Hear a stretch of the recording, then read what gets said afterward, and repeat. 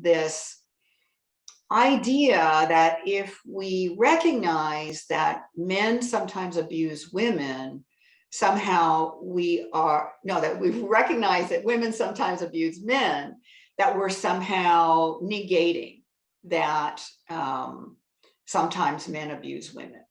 Mm-hmm. And then we've got the black and white thinking, where we tend to think of men are bad, women are good.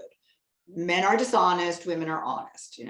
Women are believable, and we're really in a phase about this right now.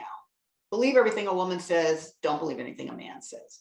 So this black and white thinking doesn't really allow for the reality of the nuanced, that most things belong somewhere on this continuum between one or the other. Some men are dishonest at different levels, honest at different levels, vice versa. It can, Right. And as you noted, that actually your second point was that fear that it undermines helping abused women, that the minute you say, well, men can get abused too, that's not the point. You can have both. That one doesn't negate the other. Exactly. And we can, and from my perspective, we need to care about it all. It's right. Like, so we've got a lot of women who were abused by men. They become the activists. I've got no problem with that. But if the activists then are only looking at their own personal experience and get triggered by it, then they are too focused on, it can only have this format. And this is the only one that matters, is when men abuse women. Right. The ideology or ideological component is interesting. I remember when I was researching my first book, now this is now 20 years ago, 30 maybe. But I remember visiting a number of rape crisis centers on college campuses.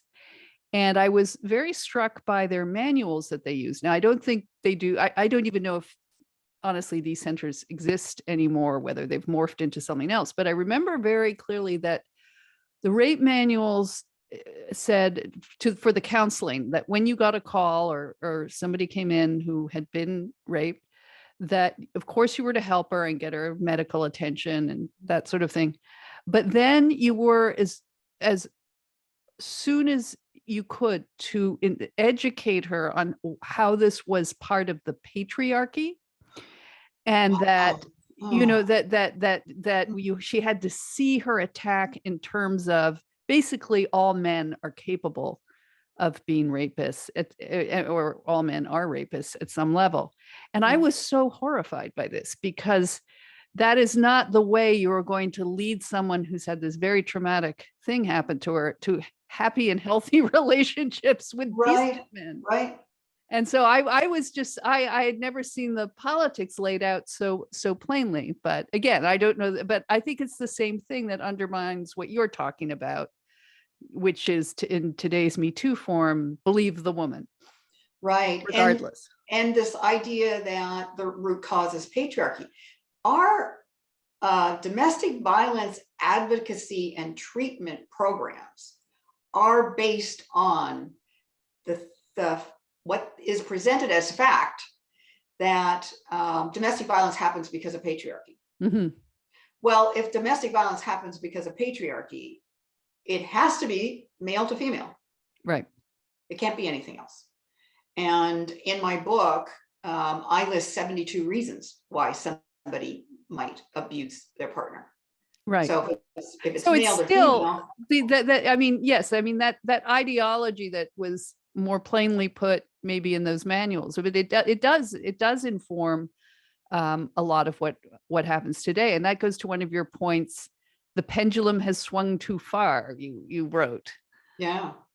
So when I give a talk about this topic to counselors, invariably a counselor brings up, well, the pendulum just is swinging the other way. Far too long, men got away with abusing women, and now the pendulum is swung the other way, and that's the way it should be. And from my perspective, it doesn't have to be. We don't have to go too far. We can control it. We can get into some sort of rational, sane place where we are identifying all kinds of abuse and caring about it.